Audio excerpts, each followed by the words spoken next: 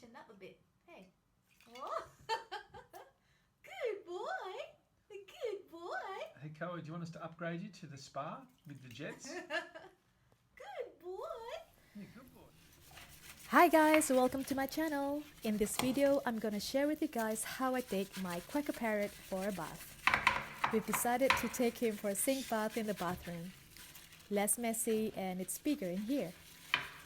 I regularly clean the sink with mild liquid soap at least once a week. Just remove any dirt and stains because the birds quickly pick up anything they see.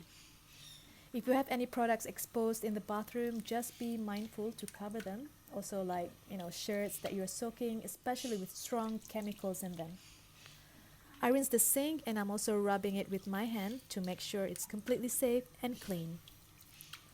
Then I'll check the temperature of the water to make sure it's not too warm or too cold for the bird. You're right. Do more water? Then, when he's ready, he would jump in and bath for a while.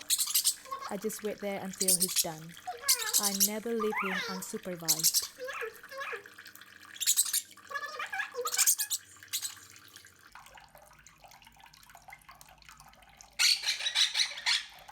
In the bathtub.